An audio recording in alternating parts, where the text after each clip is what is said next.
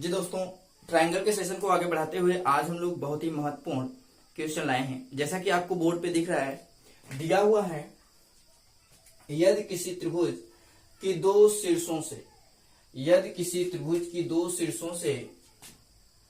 शीर्षों से विपरीत भुजाओं पर डाले गए लंब बराबर हों, डाले गए लंब अगर बराबर हों तो ऐसी त्रिभुज होगी। तो मतलब वो किस प्रकार का त्रिभुज होगा। तो ध्यान दीजिएगा, हम लोग त्रिभुज को पढ़ चुके हैं बेसिक तरीके से। समबाहु त्रिभुज क्या है, समद्विबाहु त्रिभुज क्या है, विषमबाहु त्रिभुज क्या है, समकोण त्रिभुज क्या है। एक बार फिर से चर्चा कर देते हैं। समबाहु त्रिभुज वो त्रिभुज होता है जिसकी तीनों भुजाएं क्या होती हैं, बराबर होती हैं। समद्विबाहु त्रिभुज वो त्रिभुज होते हैं जिनके दो भुजाएं बराबर होती हैं। विषमबाहु त्रिभुज वो त्रिभुज होता है जिसके तीनों भुजाएं अलग अलग होती हैं, अलग अलग लंबाई की होती हैं। समकोण त्रिभुज वो त्रिभुज होता है जिसका एक कोण कम से कम 90 अंश का हो। ठीक है, एक कोण 90 अंश का जो होता है वो वैसे त्रिभुज को हम लोग बोलते हैं समकोण त्रिभुज। तो ये आपको चारों ऑप्शन मिल गए हैं। इसमें चारों ऑप्शन में ये कहा जा रहा है कि ऐसा कौन सा त्रिभुज है जिसके दो शीर्षों से विपरीत भुजाओं पे डाले गए लंब बराबर हों। तो आइए पहले समबाहु त्रिभुज में हम लोग देख लेते हैं।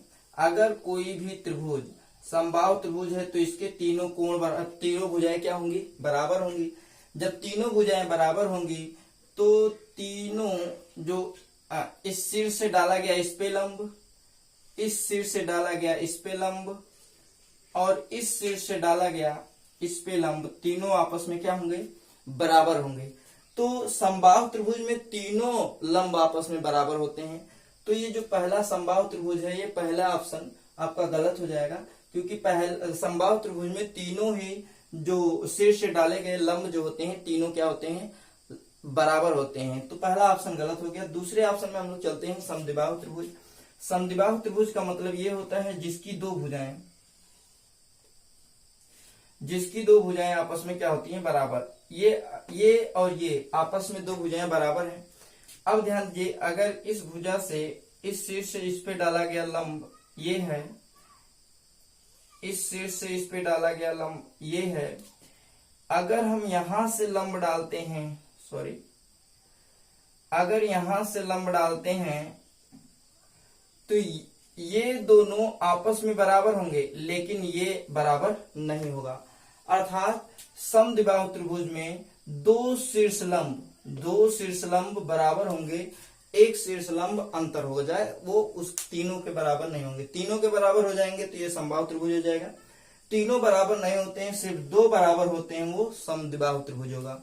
कौन सा त्रिभुज होगा, समद्विबाहु त्रिभुज होगा। तो इस तरीके से आपका ऑप्शन नंबर बी हो जाएगा। जैसा कि आपको क्वेश्चन में दिया गया है कि किसी त्रिभुज के दो शीर्षों से विपरीत भुजाओं पे डाले गए लंब बराबर हो तो वह कौन सा त्रिभुज होगा। तो देखिए, शीर्ष से विपरीत भुजा पे डाला गया लंब है, ये दोनों आपस में बराबर हैं। ये लंब और ये लंब आपस में क्या है, बराबर हैं। इसलिए यह जो है समद्विबाहु त्रिभुज में लागू होता है। तो इसलिए आपका ऑप्शन नंबर बी सही हो जाएगा। अब विषमबाहु त्रिभुज में ये नहीं चलता है। विषमबाहु त्रिभुज हम मान लेते हैं ये आपका विषमबाहु त्रिभुज है। क्या है विषमबाहु त्रिभुज, इस पे लंब डाल दिया हमने, यहाँ इस पे लंब डाल दिया, ये मान लीजिए यहाँ इससे लंब हमने डाल दिया यहाँ पे है। तो ये तीनों आपस में बराबर नहीं है। ये देखिए, ये छोटा है, इससे बड़ा ये है, इससे बड़ा ये है। तो विषमबाहु त्रिभुज में तीनों जो शीर्ष लंब होते हैं बराबर नहीं होते हैं, तो ये आपका ये भी गलत हो जाएगा। समकोण त्रिभुज अगर समद्विबाहु समकोण कर देंगे तभी वो होगा, नहीं तो समकोण त्रिभुज में भी वही विषमबाहु त्रिभुज की तरह काम करेगा। तो इस तरीके से आपका ऑप्शन नंबर बी हो जाएगा। ठीक है, चलिए आइए हम लोग देख लेते हैं नेक्स्ट क्वेश्चन को।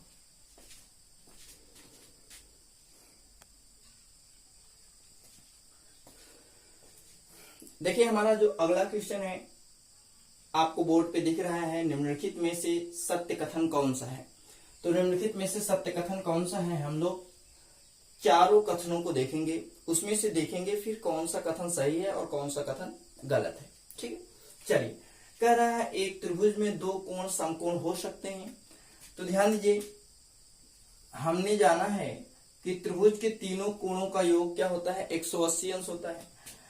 त्रिभुज के तीनों कोणों का योग अगर 180 अंश है, ए बी सी, तो त्रिभुज के तीनों कोणों का योग अगर 180 अंश है, तो अगर कह रहा है दो ही कोण समकोण हो जाए, जब दो ही कोण समकोण हो जाएंगे 90 और प्लस 90, तो तीसरा कोण क्या होगा? 0। ये असंभव है। ये क्या है? असंभव है कि त्रिभुज बनेगा, असंभव है कि त्रिभुज बनेगा। इसलिए पहला वाला ऑप्शन गलत हो जाएगा, क्योंकि त्रिभुज के एक ही त्रिभुज के दो कोण समकोण नहीं हो सकते। ठीक है, चलिए अगला ऑप्शन दे रहा है कि एक त्रिभुज में दो कोण अधिक कोण हो सकते हैं। तो अधिक कोण 90 अंश से बड़ा होता है। अधिक कोण क्या होता है? 90 अंश जो होता है बड़ा होता है। मान लेते हैं अधिक कोण थीटा है, 90 अंश से बड़ा होता है।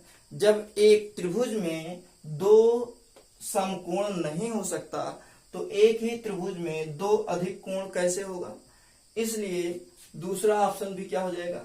गलत हो जाएगा, क्योंकि अधिक कोण जो होता है वो 90 अंश से अधिक होता है, और 90 अंश से अधिक वाले दो कोण एक त्रिभुज में नहीं हो सकते। इसलिए आपका ऑप्शन नंबर बी भी गलत हो जाएगा। ऑप्शन नंबर सी में दिया हुआ है कि एक त्रिभुज में दो न्यून कोण हो सकते हैं। यस, दो न्यून कोण हो सकते हैं। न्यून कोण मान लेते हैं 30 अंश है, और एक मान लेते हैं 60 अंश है, और एक मान लेते हैं 90 अंश है, तब पर भी 180 अंश हो जाएगा। तीनों न्यून कोण कर सकते हैं, तीनों न्यून कोण कर सकते हैं आप। ठीक है, तीनों आप न्यून कोण कर लीजिए, आपकी मर्जी है। तो एक त्रिभुज में तीनों न्यून कोण हो सकते हैं और दो न्यून कोण भी हो सकते हैं। ठीक है, तो इस तरीके से आपका ऑप्शन नंबर सी जो है वो सही है। इस तरीके से आपका ऑप्शन नंबर सी सही हो जाएगा। ऑप्शन नंबर डी को भी देख लेते हैं। डी क्या है?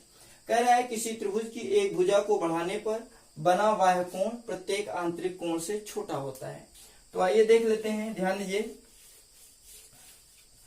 इसमें देखिए दिया हुआ है कि अगर एक त्रिभुज है, क्या है?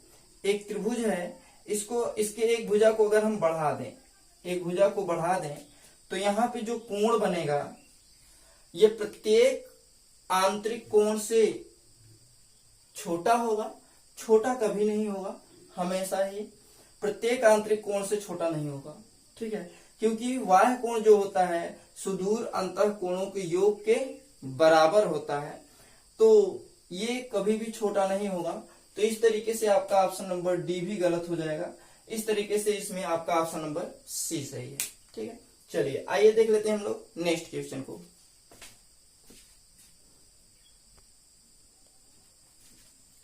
ध्यान दीजिए, हमारा जो अगला क्वेश्चन है, जैसा कि आपको बोर्ड पे दिख रहा है, दिया हुआ है किसी त्रिभुज के तीनों शीर्षों से विपरीत भुजाओं पे डाले गए लंबों का प्रतिच्छेद बिंदु उस त्रिभुज का कौन सा केंद्र कहलाता है?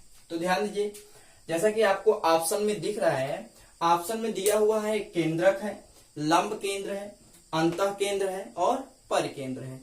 तो आपको हमने इस चैप्टर के बेसिक वाले कंसेप्ट में हमने आपको सारे चीजें बताई हैं। सारी चीज ये है कि केंद्र क्या है, लंब केंद्र क्या है, अंतः केंद्र क्या है, परिकेंद्र क्या है, ये सारी चीजें बताई जा चुकी हैं। आइए एक बार फिर से हम यहाँ पे दिए गए क्वेश्चन में रिवीजन कर देते हैं आप लोगों का। केंद्रक क्या होता है?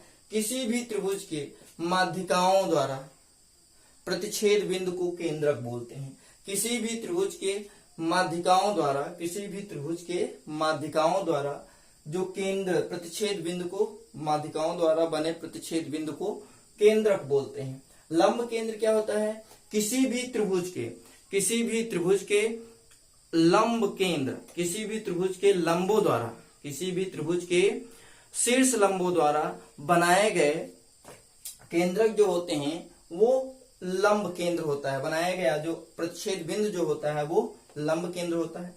अंतः केंद्र क्या होता है? किसी भी त्रिभुज के आंतरिक कोणों के समद्विभाजकों, कोण समद्विभाजकों के ना, किसी भी त्रिभुज के कोण समद्विभाजकों के प्रतिच्छेद बिंदु को अंतः केंद्र बोलते हैं। और परिकेंद्र क्या होता है? किसी भी त्रिभुज के लंबार्धकों के, किसी भी त्रिभुज के भुजाओं के लंबार्धकों के केंद्र बिंदु को ही बोलते हैं परिकेंद्र। ठीक है, तो आइए देख लेते हैं। इसमें कह रहा है कि अगर 3 शीर्षों से विपरीत भुजाओं पे डाला गया लंब है, तो मान लेते हैं यह एक त्रिभुज है, ठीक है। इस त्रिभुज से डाला गया लंब एक यहाँ पे है, इस त्रिभुज यहां से डाला गया लंब आपका एक यहाँ पे है।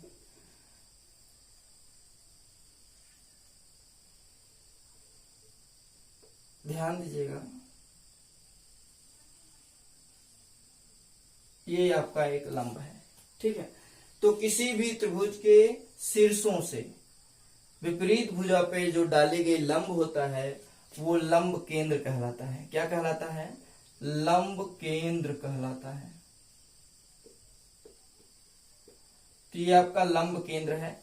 तो जो ऑप्शन आपका इसमें दिया हुआ है, आपका ऑप्शन नंबर बी दिया हुआ है, तो इस क्वेश्चन का जो आंसर होगा वो लंब केंद्र होगा। तो किसी भी त्रिभुज के शीर्षों से विपरीत भुजा पे डाले गए जो लंब होता है उनके प्रतिच्छेद बिंदु को हम लोग बोलते हैं लंब केंद्र। क्या बोलते हैं? लंब केंद्र, ठीक है। चलिए आइए देख लेते हैं नेक्स्ट क्वेश्चन को।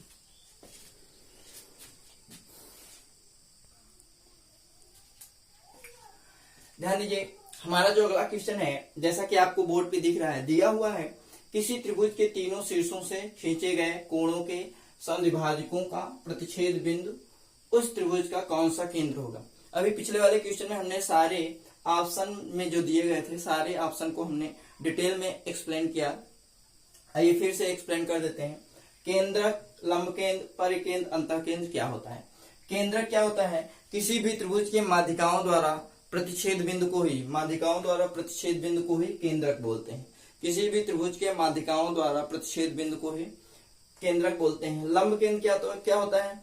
किसी भी त्रिभुज के शीर्ष लंबों द्वारा प्रतिच्छेद बिंदु को ही केंद्रक बोलते हैं। ऑप्शन नंबर सी में दिया हुआ है परिकेंद्र। परिकेंद्र क्या होता है? किसी भी त्रिभुज के लंबार्धकों द्वारा प्रतिच्छेद बिंदु को ही परिकेंद्र बोलते हैं। अंतःकेंद्र क्या होता है? किसी भी त्रिभुज के कोण समद्विभाजकों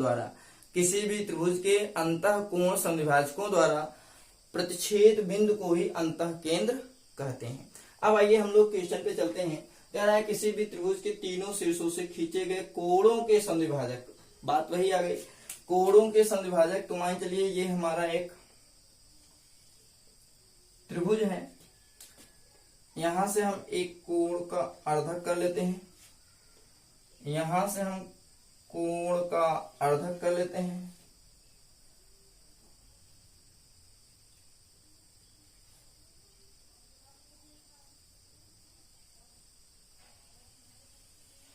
कोण अर्धक कर लेते हैं, ठीक है। और यहां से हम एक कोण अर्धक कर लेते हैं। तो ये जो कोण अर्धक हैं ये अंतःकेंद्र बनाते हैं। क्या बनाते हैं? अंतःकेंद्र बनाते हैं। तो इसी को हम लोग बोल देते हैं अंतःकेंद्र। तो किसी भी त्रिभुज के कोणार्धकों से बना जो केंद्र होता है वो अंतःकेंद्र कहलाता है। तो इस तरीके से आपका ऑप्शन नंबर डी हो जाएगा, अंतःकेंद्र कहलाएगा। तो आज हम लोगों ने देखा ट्रायंगल के बहुत ही महत्वपूर्ण क्वेश्चन को। ये कंसेप्चुअल क्वेश्चन थे, बहुत ही इंपॉर्टेंट हैं। इस प्रकार के क्वेश्चन आपके एग्जाम में बहुत फ्रिक्वेंटली पूछे जाते हैं। ये वीडियो आपको कैसा लगा कमेंट बॉक्स में कमेंट करना ना भूलिएगा। ये चैनल पे नए हो तो चैनल को सब्सक्राइब कर लीजिएगा, बेल आइकन पे प्रेस करना ना भूलिएगा ताकि नए नोटिफिकेशन आप तक पहले पहुंच सके। जी दोस्तों, हम लोग फिर मिलेंगे नेक्स्ट वीडियो में नेक्स्ट टॉपिक के साथ। तब तक के लिए जय हिंद।